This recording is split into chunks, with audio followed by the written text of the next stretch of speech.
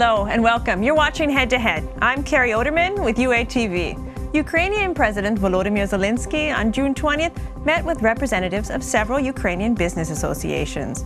In his speech to business leaders, he shared plans to scrap a coal pricing formula known as Rotterdam Plus, safeguard the independence of the central bank, maintain cooperation with the IMF, and continue Ukraine's path towards European integration.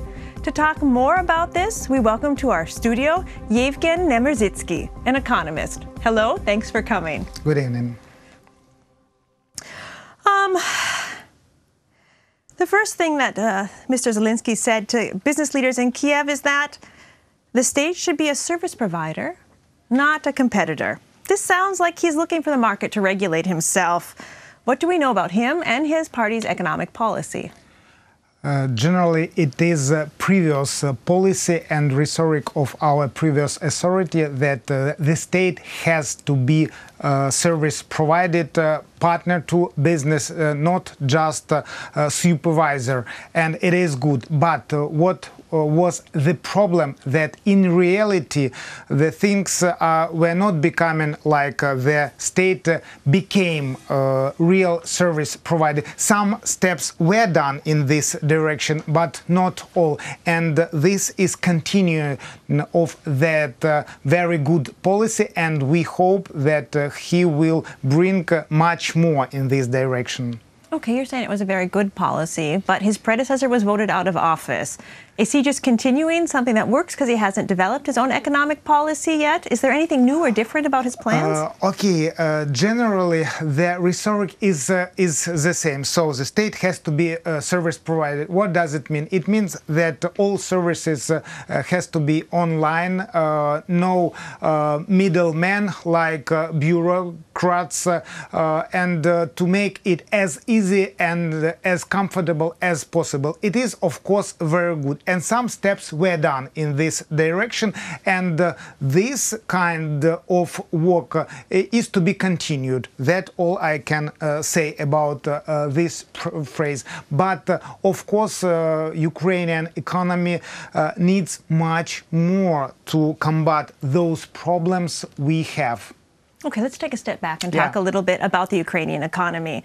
Zelensky grew up in the post-Soviet deplan phase. A lot of his adult life was spent watching friends and neighbors struggle. People were bartering, people were having their own gardens just so they could survive. How do you think these facts might affect his economic policy? What I can say here, the Ukrainian economy needs very much balances of debt. It is very important issues, and our people have very big debt which could not be settled. And again, I can repeat it again, it is very important task for the state, because it is not people's fault that they are in a very difficult financial situation. In terms of, we have more than 70 billion Ukrainian hryvnias as bad debt for electricity, for municipal services, and there are big debts in banking sphere which could not be solved just by people without some state program. Well, and these tasks, these problems should be solved with the participation of president, and those tasks are the first one in Ukraine. But now we have again election campaign, and all forces are directed in this focus. Okay, you mentioned 70 billion. Let's throw around. Yes, 70 billion are, it's official information, are bad debts for municipal services, electricity, heating, and so on. And tariffs are much higher than purchasing power of our people, of majority of our people. Millions of people have help from the state, and just administration of this aid is very expensive, and this is the problem. And to some degree this problem, it is said that it is solved to some degree, but in reality people do not feel that some economic conditions become better. Okay, let's throw out some more numbers. Zelensky mentioned that he'd like to improve Ukrainian ease of business. Ukraine is right now listed 70th or around 70th from 190 nations, and he wants to get into the top 10 of emerging or developing countries. Is it possible? I'm an economist, and I believe that it is possible, and it should be some steps to achieve this, and I know what these steps have to be. I can please.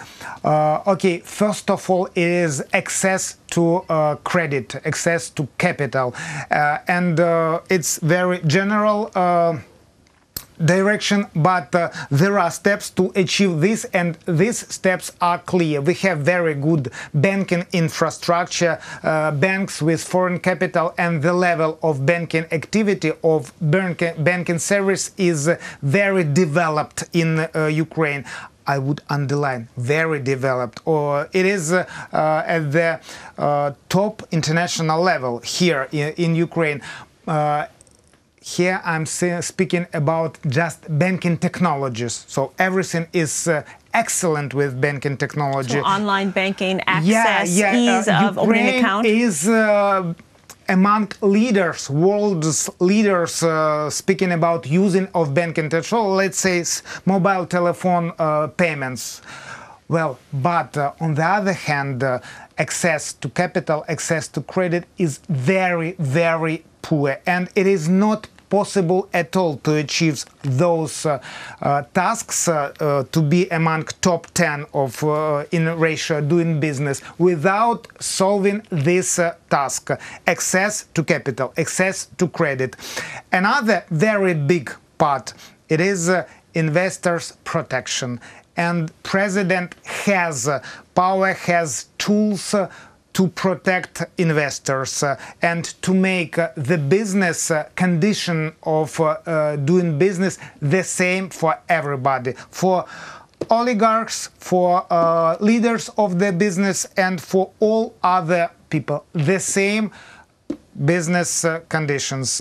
Okay, the same situation as in developed Europe, developed country, and again, there are steps to do this, many steps. Okay, another question we have is how, well, let me put this another way.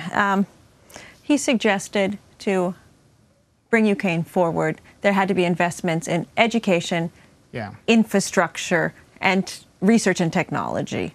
He did not say anything about who was going to pay for this. Is he planning on raising taxes? How will he use this? Will this all be outside investments? Do you know anything more about his plans for this? Unfortunately, I don't know exactly about his plans. I, as economist, as professional in my sphere, understand how it have to be done. Well, and I can tell several words about it, but this program is too short to explain everything. Now, what I can see regarding his steps, those steps are very successful. First of all, he achieved those aims he set. First of all, brilliant election campaign. So he impressed all the world and the people, and he combined people, 73% who elected for him. Another his very good success is parliamentary election, and in this campaign his party is among the leader, and of course to do things, to solve tasks, important tasks, of course he has to have authority, he has to have power in the state, he has to have tools to achieve those aims.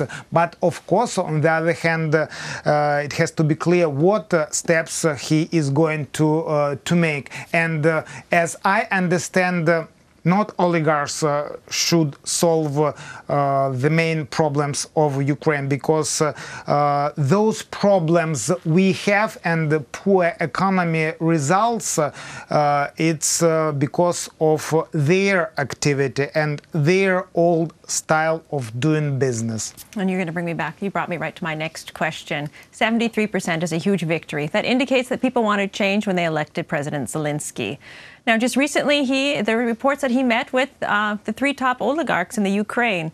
Not exactly anything is known about what was said there, but in the meeting with business leaders, he indicated that they're willing to invest in Ukraine and they're going to invest in the post-conflict Donbass. Now, let's leave off to the side that we have to wait for the conflict to end, but why are we involving oligarchs in Ukrainian politics, and why do they want to take part in the president's initiatives? Are they expecting something in return? First of all, I want to say here that this meeting is not behind the closed doors. It is very good signal for economy.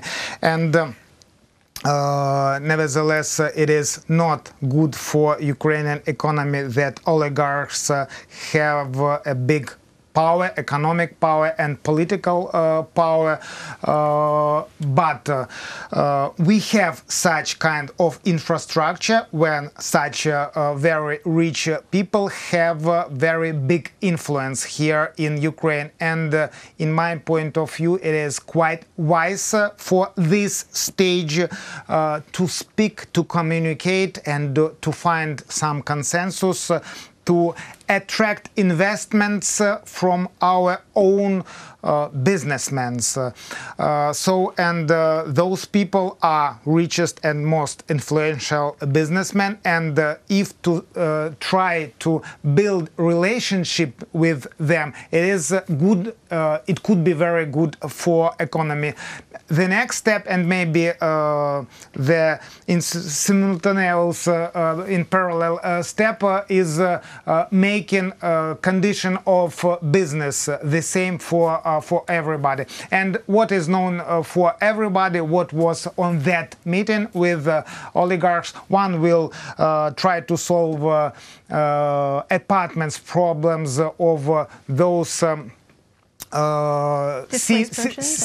seamen who were catched by Russian forces. But it is, for all Ukraine, it is very, very, very small task. Another guy is supposed to solve tasks with investments for Donetsk, for Donbass, and the aim is to show that Ukraine is developing, to show that in Ukraine it is much better than on those territories which are under occupation, and so on, to show those people that they have to tend to Ukraine. Another guy should invest to building roads. But all of these are tasks of the state. And it has to be a task not set to three guys who we have problems of Ukraine because activity of those guys. Again, I will repeat that such tasks are the task of the whole state, and those tasks should be solved with a detailed state program with involving of experts, professionals and investors from all parts of the world, including inside Ukraine. And the main issue to make this program successful is to protect those investments and to show ways how those investments will be protected. Is it possible that the oligarchs are coming out ahead again? Some of them are considered to also have close ties to Russia. So if they're building infrastructure in the Donbass, whichever way the Donbass may go, their investment's still protected. Is there any way that Zelensky can avoid this? Can he be avoid not holding the bag? Okay, in any case, they are supposed to invest to Ukraine, to those part of Ukraine which under control of Kiev, and of course, official Kiev can provide some quite good tools to protect investment. And the way of communication is, I would say, very good one. What I mean, it means that it is not a confrontation. It is trying to find a consensus, trying to interest them to invest to Ukraine, and I think we have quite good perspectives to return those territories, and maybe these steps which our new president makes directed for returning of those territories.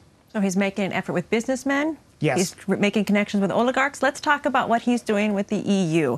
Some of the statements he made and some of the plans he has are pretty big. He, as I mentioned in the introduction, he shared plans to scrap the coal pricing formula known as the Rotterdam Plus. He wanted to safeguard the independence of the central bank, and he wants to maintain cooperation with the IMF. How strong are these statements of him, and what do you think the chances are of him achieving them in this term? I'm sure that he has very good chances to achieve these aims, the same as all aims which he already achieved. And I believe that he will be successful in achieving of those aims. First of all, I can mention here that all these issues are correct, and all these issues we're trying to do our former authority, so and this is just continuing, but our former authority, former president's administration, we're trying to solve all these questions, but success of this job was not on a very high level. I believe that our cooperation with IMF could be much more wider. It is very interesting for Ukraine to continue cooperation, and not only because we get money like a loan from IMF, but it is the main issue of cooperation with IMF is a good signal for other private investors, and we can get from private investors much more than from IMF. And again, here the main subject is protection of investors here in Ukraine. Regarding independence of national bank, it is a very good declaration that in accordance with Ukrainian law, the same as in Euro, national bank or central bank is independent state structure, and it has to provide its policy in accordance with the law and in accordance with tasks. And I can mention successes of a national bank in terms of stability of our national currency. Already 3 years Ukrainian hryvnia is stable, and it is the main task of national bank. But speaking about other functions of national bank, here situation is much worse. What I mean, the interest rate for commercial banks is 17.5%. In Europe it is 0 now, and again here we become to task access to credit, access to loans, access to finance and for capital for Ukrainian business. With such high level of interest rates in Ukrainian commercial banks, it is not possible to develop successfully Ukrainian economy. It is very important issue, and I'm sure that not violating independence of national bank, President's administration should influence this subject if he wants to achieve those aims to be among 10. It is very It is not a step. It is should be jump. Now we let's say it seems 73 place or in this ratio, and he want to be at the among top 10. It is very ambitious task. So he should influence, but not just commanding them, but discussing and helping them. Yes, discussing this task. This task has to be solved. Okay. Access to loans. Unfortunately, we have to end our interview. I appreciate your detailed answers to our questions. That was our guest, Yevhen Nevmerzhytskyy, an economist. Thank you for watching, and stay tuned with UATV.